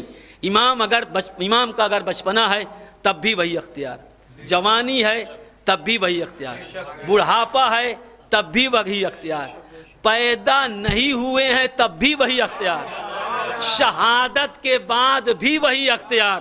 تو امام وہ ہوتا ہے کہ ہر کیفیت میں اس کا اختیار ہوتا ہے، یعنی اتنا اختیار ہے کہ جب چاہیں جس چیز کو بدل دیں، جب چاہیں جس چیز کو اپنے اختیار میں کر لیں۔ آپ کہیں گے صاحب یہ کیسے ہوتا ہے؟ یہ کوئی کھلے ہوئے دربار کی بات بتا رہا ہوں۔ ہمارے امام نے بھرے ہوئے دربار میں یہ عمل کر کے دکھلایا تھا کہ ہمارا دیکھو اختیار کیا ہے۔ حاکم شام ہے نا، حاکم شام کا نام لینے کی ضرورت نہیں، سب سمجھ رہے ہیں نا۔ حاکم شام ملعون نے اپنے دربار میں بلایا تھا امام حسن علیہ السلام کو۔ صلوات پڑھیے ایک معصوم کا میں نام لیا۔ لیکن عزیز و توجہ رہے، اس لیے کہ ٹائم ضرور میرے پاس کم ہے اور موضوع اب آ گیا تو میں چھیڑ دیا تو پورا تو کروں گا انشاءاللہ۔ تو اختیار دیکھیے گا، حاکم شام نے امام حسن مجتبیٰ کو اپنے دربار میں طلب کیا تھا، اور امام حسن کے آنے سے پہلے ایک دن اس حاکم نے اپنے درباریوں کو جمع کر کے ان سے کہا کہ دیکھو اس دربار میں نے علی کے بیٹے حسن کو بلا رکھا ہے، جب وہ آئیں تو ان کی اتنی توہین کرو کہ پھر کبھی میری نظروں سے نظریں ملا کر وہ بات نہ کر سکیں۔ یہ کون کہہ رہا ہے؟ حاکم شام کہہ رہا ہے۔ اب دوسرا دن آیا، دربار پورا سجا تھا، کھچا کھچ بھرا ہوا تھا۔ اب تاریخ کہتی ہے کہ اسی اثنا میں زہرا کے لال نے دربار میں قدم رکھا۔ میں قدم رہے لیکن جو لکھا ہے کہ فرزند زہرا قدم زن ہوا، یعنی دربار میں اس نے قدم رکھا۔ ادھر قدم کا رکھنا تھا کہ ایک درباری اٹھا اور اٹھ کر کہتا ہے کہ اے حاکم، اب میں حاکم پڑھ رہا ہوں، وہ امیر لکھتے ہیں، اس لیے کہ اس کو اگر کوئی شیعہ امیر کہے تو سمجھ لیں اس سے بڑا کوئی ملعون نہیں، اس لیے کہ امیر خطاب صرف میرے مولا کا ہے، امیر المومنین کا خطاب میرے مولا کا ہے، یعنی یہ وہ خطاب ہے کہ باقی امام بھی یہ خطاب نہیں لے سکتے ہیں۔ تو اب اگر کوئی اس ملعون کو امیر کہتا ہے تو ہم اس پر 1000 لعنت کرتے ہیں۔ تو یہ حاکم کا یہ اس کو حاکم شام، وہ درباری اٹھ کر کہتا ہے او حاکم شام، اس کے پاس کیا ہے؟ اس کے تو دروازے پر پھٹے ہوئے ٹاٹ کا پردہ پڑا ہوا ہے، ہمارے ہاں اتنی دولت ہے، اتنا خزانہ ہے۔ وہ بیٹھا، دوسرا اٹھا، کہا ہمارے پاس اتنے صاحبان خنجر ہیں، کسی نے کہا ہمارے پاس اتنا صاحبان نیزہ ہیں، کسی نے کہا ہمارے پاس اتنی زراعت ہے، کسی نے کہا ہمارے پاس اتنے زر و جواہرات ہیں، یعنی ہر درباری کو جیسے اس نے ٹرین کیا تھا ویسے ویسے وہ اٹھ کے بول رہا ہے۔ شہزادہ بڑھتا رہا، ایک مرتبہ اپنی مسند پر بیٹھا، اپنے مسند پر بیٹھنا تھا کہ باتیں سنتا رہا، ہر ایک اپنے باپ دادا کا قصیدہ پڑھتا رہا۔ ایک مرتبہ تاریخ نے لکھا کہ اللہ کے جلال کو جلال آ گیا۔ بھئی اب ایسا جملہ میں آپ کے سامنے پیش کر رہا ہوں، یہ کوئی میرا جملہ نہیں، کہ اللہ کے جلال کو جلال آ گیا، خدا کے غضب کو غضب آ گیا۔ ایک مرتبہ شہزادہ اٹھا اور اٹھ کر کہتا ہے کہ یا اہل الشام، او شامیو، الحمدللہ الذی لا الہ الا ہوا لو کنت ھذا المقام ہولا فہولا فاذکر ما آتانا اللہ من الفضل لم احصیہ نحن زین الجنان وحجج الرحمن تفترق ہؤلاء التی بالآباء والاجداد انا اولاد الامجاد انا اولاد الذات السداد۔ ایک مرتبہ شہزادہ فرماتا ہے کہ او شامیو سنو، تمام ہم اس خدا کی ہے کہ جس کے علاوہ کوئی اور معبود نہیں، اور میں اس دربار میں اگر کھڑا رہ کر سال ہا سال اپنے آباء و اجداد کا قصیدہ پڑھوں تو نہیں پڑھ سکتا۔ توجہ فرمائیں بھائی، یہ کون کہہ رہا ہے؟ یہ کون کہہ رہا ہے؟ امام حسن کہہ رہے ہیں۔ امام حسن کے دہن میں امیر کائنات کی زبان ہے، اور امیر کائنات کا کمال یہ ہے کہ جب گھوڑے کے رکاب میں پاؤں رکھتے ہیں تو قرآن شروع کرتے ہیں، اور دوسری رکاب تک جاتے جاتے قرآن ختم کر دیتے ہیں۔ تو آپ کیلکولیٹ کر کے بتائیے کہ ایک رکاب سے دوسری رکاب جانے میں کتنا وقت؟ زیادہ سے زیادہ 30 سیکنڈ۔ تو سوچو وہ علی کہ جو 1 گھنٹے میں 60 قرآن پڑھے، وہ 1 دن میں کتنا قرآن پڑھے گا؟ 1 سال میں کتنا قرآن پڑھے گا؟ وہی زبان امام حسن کے دہن میں ہے، اور شہزادہ فرما رہا ہے کہ اگر میں اس دربار میں کھڑا رہ کر ہولن فہولا سال ہا سال اپنے آباء و اجداد کی فضیلت بیان کروں کہ جس کو اللہ نے عطا کیا ہے، تو میں بیان نہیں کر سکتا۔ پھر شہزادہ فرماتا ہے کہ نحنو زین الجنان، جنتوں کی زینت ہم ہیں۔ توجہ فرمانا ہے، وحجج الرحمن، رحمان کی حجت ہم ہیں۔ تفترق ہؤلاء التی بالآباء والاجداد، کہ ہو حاکم شام، تیرے یہ درباری شام کے گلی کوچے کے نالے پر پیدا ہونے والے آباء و اجداد کا قصیدہ پڑھ رہے ہیں۔ توجہ فرمائیں، یہ تیرے درباری کہ جن کے آباء و اجداد شام کے گلی کوچے پر پیدا ہوئے، ان کا قصیدہ پڑھ رہے ہیں۔ تو سن، میں اپنے بابا علی سے شروع کرتا ہوں، اپنے بابا آدم تک اپنی ماں بطول سے شروع کرتا ہوں۔ بھائی توجہ فرمائیں کہ شہزادہ فرما رہا ہے کہ میں اپنے بابا علی سے شروع کرتا ہوں، اپنے بابا آدم تک اپنی ماں بطول سے شروع کرتا ہوں، اپنی ماں حوا تک علل اعلان تیرے دربار میں فضیلت کو بیان کرتا ہوں۔ لیکن ہو حاکم شام، تو صرف اپنی ماں کا کردار میرے کان میں بتا دے۔ اپنے محمد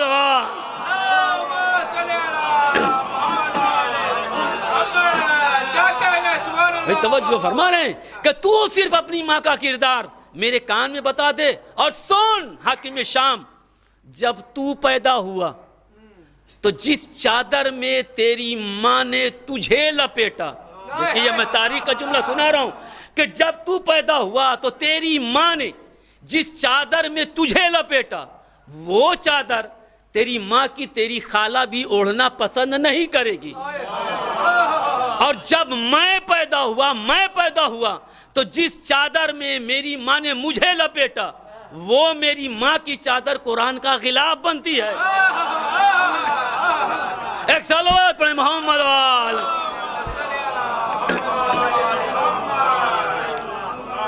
پھر اس کے بعد شہزادہ فرماتا ہے کہ واللہ لو شئت اجعلت عراق شامن والشام عراقا والشمال جنوبا والجنوب شمالا والمشرق مغربا والمغرب مشرقا والرجل امراتا والامرات رجلا۔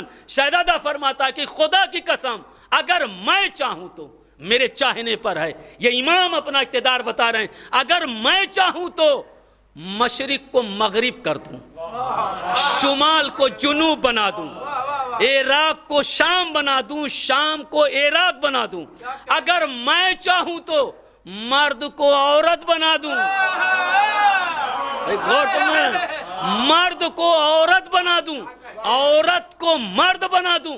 شہزادہ یہیں تک پہنچا تھا کہ گوشے سے ایک شخص کھڑا ہوا اور کھڑا ہو کر کہتا ہے کہ یبنا ابی تراب میں یقدر علی ذالک، اے ابو تراب کے بیٹے، اس پر کس کی قدرت، یعنی یہ کون کر سکتا ہے؟ تو امام نے کہا کہ فَالنَّظْرُ إِلَيْهِ إِمَامُ شِزْرًا، تو ایک مرتبہ امام نے تیکھی نظروں سے دیکھا.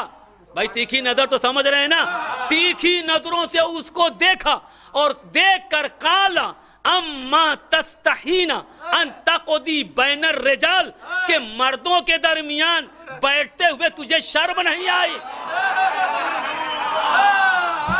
ایک سالات بڑے محمد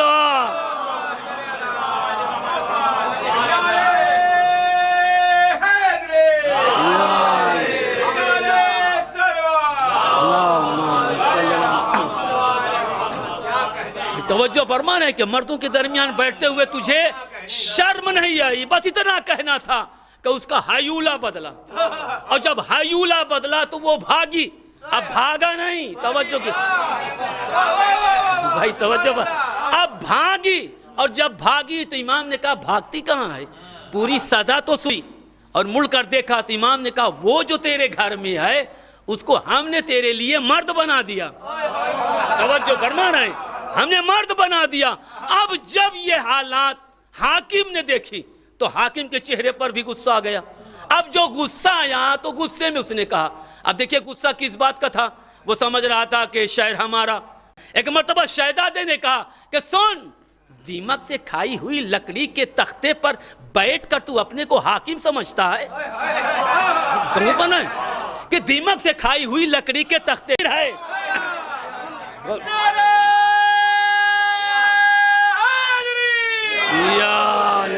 حبیب خدا ختم انبیاء بآواز بلند صلوات. اللہم صلی اللہ محمد.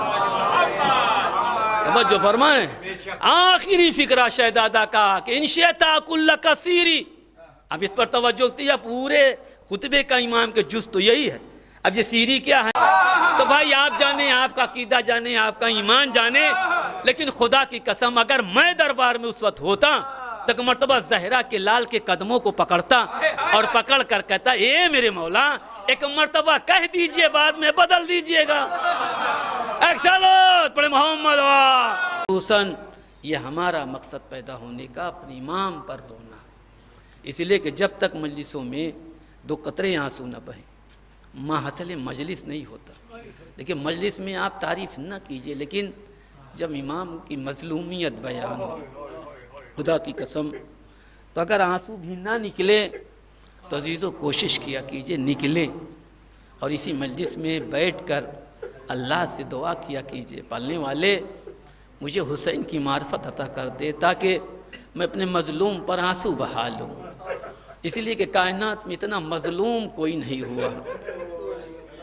ہمارا چوتھا امام 32-33 برس خون کا آنسو روتا رہا. جب بھی سوال ہوا مولا سب سے زیادہ اذیتیں کہاں ہوں، امام یہی کہتے تھے الشام الشام الشام. اللہ اکبر. اس لیے کہ جو سید سجاد نے دیکھا کسی نے نہیں دیکھا تھا. وہی دربار زندان بھی ایسا تھا کہ رات بھر کی شبنم ہوتی تھی، دن بھر کی دھوپ ہوتی تھی. ایسے عالم میں اہل مقتل نے لکھا کہ تمام جو قیدی تھے ان کے حالات ایسے تھے کہ اگر ان کے کھال کو جہاں سے پکڑا جاتا وہیں سے ادھڑ جاتی تھی. یہ کیفیت ہے خدا کی. اس میں ایک مظلوم امام کی 4 برس کی بیٹی بھی تھی جس کا نام سکینہ سلام اللہ علیہ. یہ امام کی فتح کی سب سے بڑی شخصیت ہے جس کا نام سکینہ. اللہ اکبر. سکینہ آئی اپنے بھائی کے پاس سید سجاد کے پاس کہ جس وقت ہمارا امام سجدے میں تھا، پیچھے کھڑی ہو گئیں. سید سجاد نے محسوس کر لیا کہ میرے پیچھے کوئی آ کے کھڑا. امام نے اپنے سجدے کو تمام کیا، مڑ کے دیکھا تو کیا دیکھا 4 برس کی بہن ہے، ہاتھوں کو جوڑے ہوئے کھڑی ہے. تاریخ اہل مقتل نے لکھا کہ سید سجاد نے جب سکینہ کی یہ کیفیت دیکھی تو چہرہ زرد ہو گیا، اور جب سجاد پلٹے تو سکینہ نے کہا بھیا ایک خواہش لے کے آئی ہوں. سید سجاد نے فرمایا بہن میری کیفیت کو دیکھ لے، ہاتھوں میں ہتھکڑیاں ہیں، گلے میں توق ہے، کمر میں لنگر ہے، پاؤں میں بیڑی ہے، اے بہن یہ زندان ہے، یہ تیرا بھائی ہے، یہ سب دیکھ لے پھر وصیت اور خواہش کر۔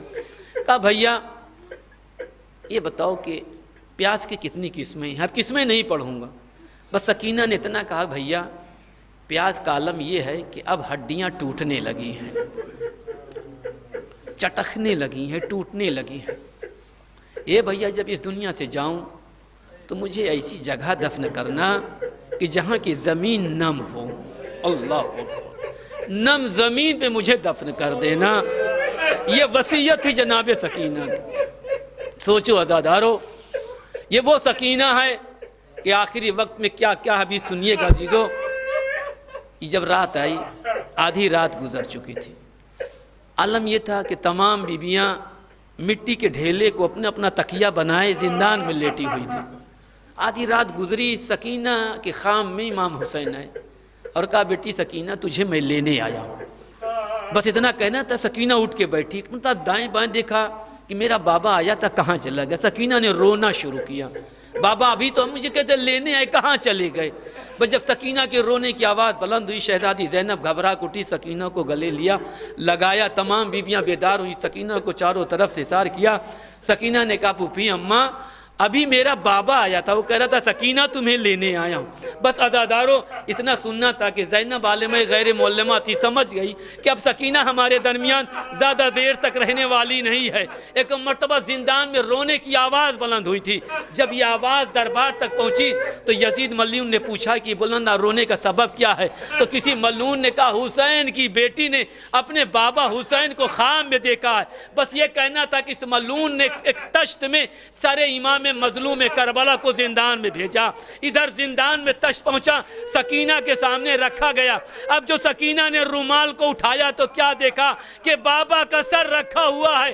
سر کو آغوش میں لیا، رخسار پر رخسار رکھ دیا۔ اے میرے بابا اس وقت کہاں تھے کہ جب میرے گوشوارے چھینے جا رہے تھے؟ اے میرے بابا اس وقت کہاں تھے جب مجھے تماچے مارے جا رہے تھے؟ سکینہ بیان کرتے کرتے دنیا سے گزر جاتی ہیں۔ بس عزادارو دو فکرہ سن لو، سکینہ دنیا سے گزر گئی۔ سید سجاد نے کہا پھوپھی اماں ذرا غسل و کفن کا انتظام کرو۔ غسل و کفن کا انتظام ہو رہا تھا لیکن تاخیر پر تاخیر ہو رہی تھی۔ سید سجاد اتنی تاخیر کیوں ہو رہی ہے؟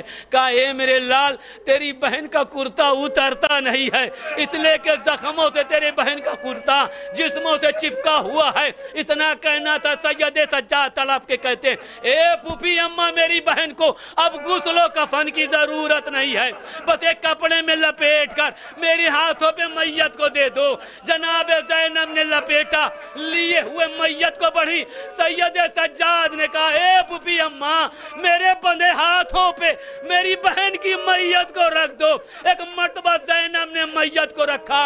سید سجاد زندان کے نشیب کی طرف بڑھے کہ کوئی زمین نم دکھے اپنی بہن کو دفن کروں، لیکن ننھی سی تربت دیکھی، جو ننھی سی تربت دیکھی تو لے کے آگے بڑھے اور چاہا کہ قبر میں لے کے بہن کی میت کو اترے، لیکن بیڑی سید سجاد کو اترنے نہ دے رہی تھی کہ اتنے میں دو ہاتھ نمودار ہوئے۔ آواز آئی اے سید سجاد لاؤ ہماری امانت ہمیں دے دو۔ اے میرے بابا میں بہن کی حفاظت نہ کر سکا، کربلا سے کوفہ، کوفے سے شام تک میری بہن بڑی تازیاں کھاتی رہی۔ اللہ اللہ القوم سیعلم الذین ظلم قلبون۔ پروردگار تجھے اس مختصر سی عبادت کا واسطہ، اس کے صدقے سے ہم سب کے گناہوں کو بخش دے۔ جو بیمار ہیں ان کو شفائے کامل عطا فرما دے، جو بے روزگار ہیں انہیں صاحب روزگار بنا دے، جو بے اولاد ہیں انہیں صاحب اولاد بنا دے۔ صاحب مجلس کی تمام خواہشوں کو پوری فرما دے۔ جہاں جہاں شیعان آل محمد ہیں ان کے جان مال عزت آبرو کی حفاظت فرما۔ ہم سب کو عزائے سید الشہداء کی اور زیادہ سے زیادہ توفیق عطا فرما۔ ہم سب کو امام حجت کے اعوان و انصار میں شمار فرما۔ ہمارے امام کے ظہور میں تعجیل عطا فرما۔ اللہم تقبل منا انکا انت السمیع العلیم۔ ماتم حسین۔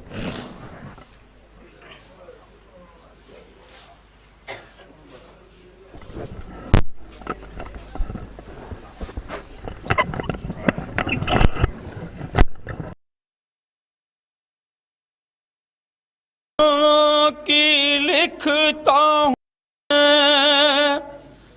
دردناک وہ منظر تھے، ایک رسن میں گلے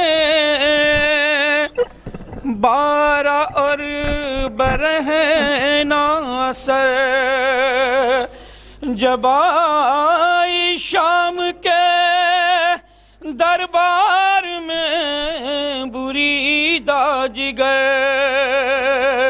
پڑی سکینہ پہ ناگاہ اس شقی کی نظر، یزید نام تھا جس کا سجائے تھا دربار، لیے تھا گود میں دختر کو اپنی وہ مکار، وہ اپنی بیٹی کے بالوں میں ہاتھ پھیرتا تھا، ارے لگا کے سینے سے بچی کو پیار سے دیکھا، لہے کے بالی سکینہ سے وہ شقی بولا، سنا ہے بابا تیرا ایسے پیار کرتا تھا، کہا سکینہ نے میں شاہدی کی پیاری ہوں، ارے تباہ حال ہوئی زب دکھوں کی ماری ہوں، تو میرے بابا کا گندی زبان سے نام نہ لے، ارے غرور اتنا نہ کر، باندھ کے رسن میں ہمیں میں بھول سکتی نہیں اپنے بابا کو مر کے، میں جب روتی تھی بابا مجھے مناتا تھا، ارے بنا کے ہاتھوں کو جھولا مجھے جھلاتا تھا، ہاں تھا میرا بابا میرے لیے زندہ، ارے میں سینے پہ سوتی تھی، تسکین سی ہوتی تھی، ماں بن کے مجھے جس نے آغوش میں پالا تھا، یا حسین یا حسین یا حسین یا حسین یا حسین یا حسین یا حسین یا حسین یا حسین یا حسین یا حسین یا حسین یا حسین یا حسین۔